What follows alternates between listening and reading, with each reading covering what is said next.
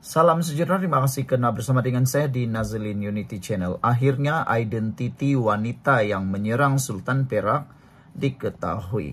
Ramai yang kata ianya type ini, type itu, type ini, type itu. Tapi rupa-rupanya bukan semua yang Anda type itu.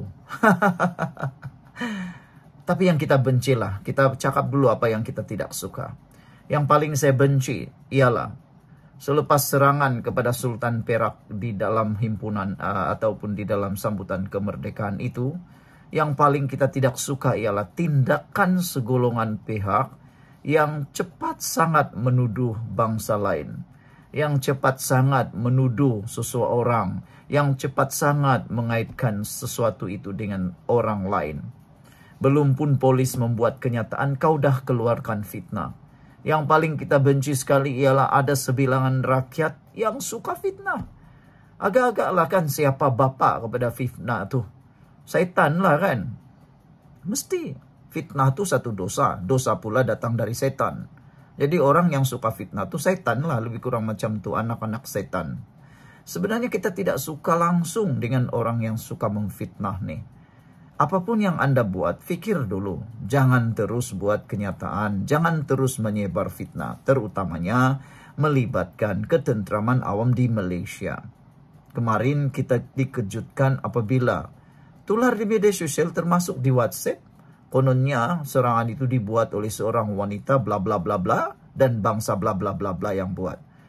Saya tidak yakin dan tidak percaya pada awalnya. Dan saya memang tidak percaya. Karena bayangkan baru 2-3 menit serangan atau 5 menit, 10 menit kononnya sudah diketahui bangsa orang tu.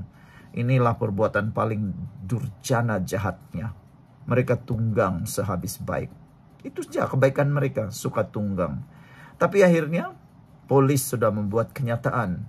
Polis kata, Bukit Aman menyatakan wanita Melayu tempatan, bukan Cina. Itu Bukit Aman, pengumuman daripada Bukit Aman. Bukit Aman malam tadi menafikan dakwaan pengguna media sosial yang mengaitkan perempuan Cina dalam insiden pencerobohan pentas kenamaan sempena sambutan Hari Kebangsaan di Ipoh, Perak semalam. Sebelum kita teruskan ulasan yang panas ini, jangan lupa tinggalkan komen Anda dengan tanda pagar kami benci pemfitnah, anak setan, macam itulah. Sebelum kita teruskan ulasan yang hebat ini, izinkan dulu saya berkongsikan kepada Anda semua. Ini terapi imun Transfer Factor for Life. Terapi imun yang meningkatkan daya imun badan kita sehingga 400%.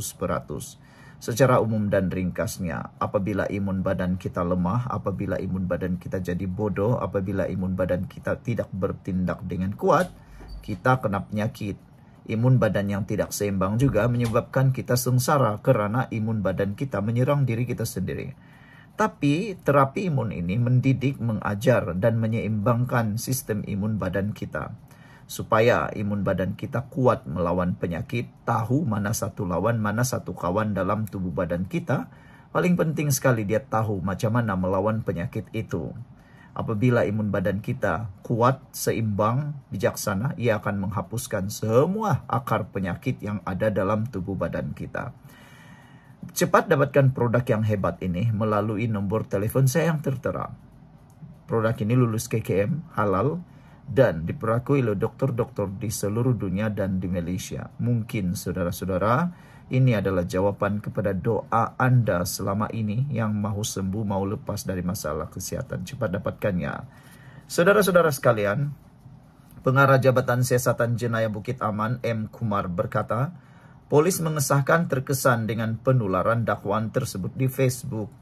Polis menyangkal berita tersebut, sebaliknya tangkapan telah dibuat ke atas seorang perempuan tempatan berbangsa Melayu berusia 41 tahun. Ujian saringan air kencing turut dijalankan ke atas tangkapan dan keputusannya ialah negatif, katanya dalam kenyataan tersebut. Semalam, majlis sambutan Hari Kebangsaan peringkat Perak terganggu seketika apabila seorang wanita mendekati Sultan Perak, Sultan Nazrin Shah yang ketika itu berada di pentas utama bersama pemimpin dan orang kenamaan.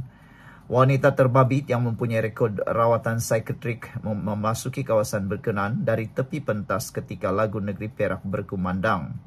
Dia kemudian ditahan pihak berkuasa. Ukuran insiden itu, timbalan Ketua Pemuda PAS Pusat yang juga Ketua Pemuda PAS Perak, Muhammad Hafiz Sabri, dikatakan memuat naik hantaran dengan mendakwa penyerang terbabit merupakan seorang wanita Cina. Bagaimanapun, hantaran tersebut dipadamkan tidak lama kemudian.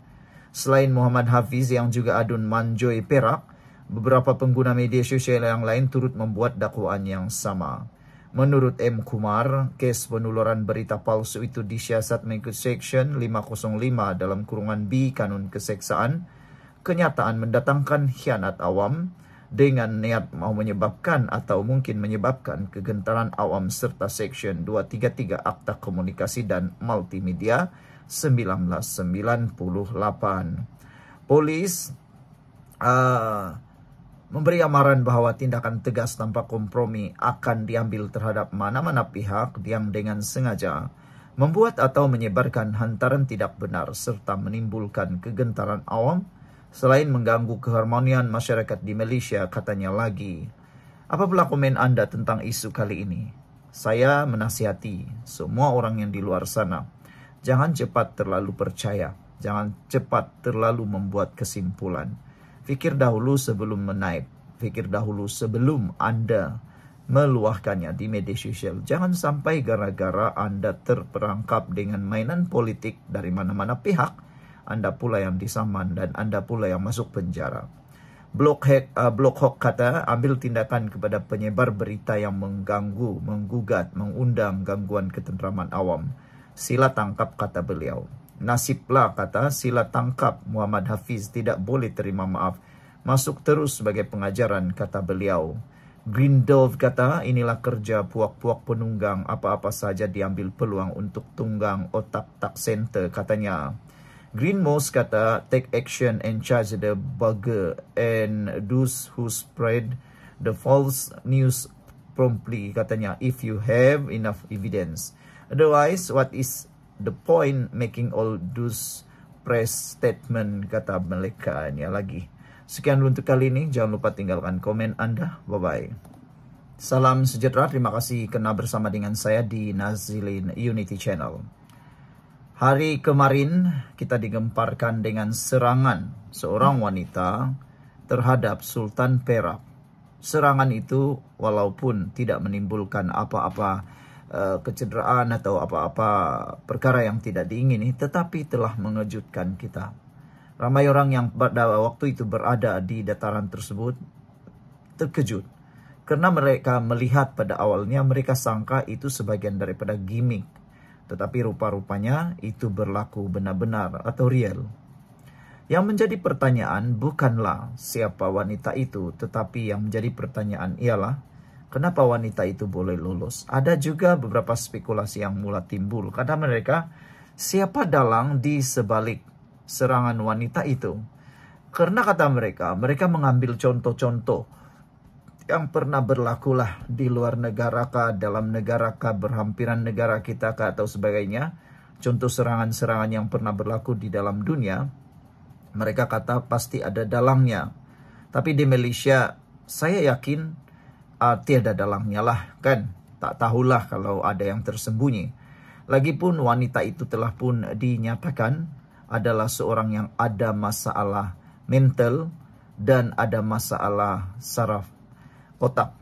Jadi apabila itu telah diberitahu, saya yakin tiada dalang di sebaliknya. Tapi harap-harap tiada, betul-betul tiadalah, kan.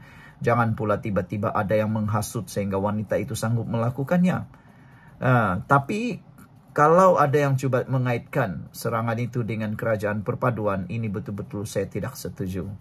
Karena tiada sesiapa yang bodoh untuk menyuruh menghuru-harakan negara sendiri. Itu hanya spekulasi yang bodoh lah macam itu. Saya tidak yakin sama sekali.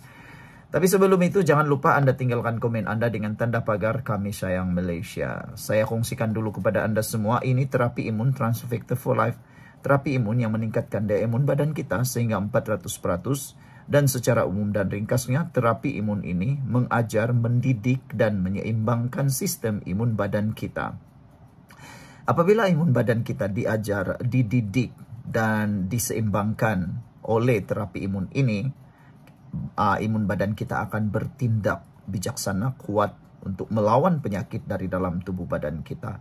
Secara umum dan ringkasnya, apabila imun badan kita lemah, apabila imun badan kita rendah, atau imun badan kita bertindak berlebih-lebihan, tidak seimbang, kita akan kena penyakit dan kita sukar sembuh daripada penyakit. Tapi terapi imun ini mengajar mendidik imun badan kita menjadi bijaksana untuk mengenal mana satu kawan, mana satu lawan dalam tubuh badan kita. Terapi imun itulah yang menghancurkan, menghapuskan akar penyakit yang ada dalam tubuh badan kita. Cepat dapatkan produk yang hebat ini melalui nomor telepon saya yang tertera. Dan ingat, mungkin ini ialah jawaban kepada doa Anda selama ini. Produk ini lulus KKM, diperakui halal, dan juga diperakui oleh dokter-dokter di seluruh dunia dan di Malaysia. Cepat dapatkannya melalui nomor telepon saya yang tertera. Saudara-saudara sekalian, menurut pemuda DAP, cubaan serangan Sultan Perak, pemuda DAP kesal, sentimen kaum dibangkitkan. Tindakan seperti ini amatlah dikesali. Apa-apa saja yang berlaku di Malaysia sekarang, ada kumpulan-kumpulan tertentu tuh yang belum lagi ada siasatan pun dia dah kaitkan dengan bangsa lain. Tapi akhirnya tak ketahuan, bukan bangsa lain, bukan type inikah, type itukah, type itukah, type inikah yang melakukannya. Tetapi yang pentingnya sekarang ialah kita harus bersatu padu. Pemuda DAP mengkritik kenyataan pihak yang cuba membangkitkan sentimen perkauman berhubung insiden melibatkan Sultan Perak, Sultan Nazrin Shah. Ketua Pemuda DAP Woo Kah Leong meluahkan kekecewaannya terhadap penyebaran retorik seumpama itu di media sosial. Kata beliau, saya terkilan apabila membaca beberapa mesej WhatsApp yang cuba mewujudkan isu perkauman dengan mengaitkan kaum suspek tersebut. Disebabkan suspek tersebut tidak memakai tudung, maka tindakannya yang menyerang Sultan Perak telah dikaitkan dengan tindakan sesetengah kaum, kata Wu, yang juga adun pasir bedamar dan Exco Perak. Dia menegaskan ia sangat tidak membantu dalam menangani isu berkenaan dan berisiko menghakis semangat perpaduan dalam masyarakat majmuk negara ini. Sekian dulu untuk kali ini. Jangan lupa tinggalkan komen Anda, tekan butang subscribe. Bye-bye.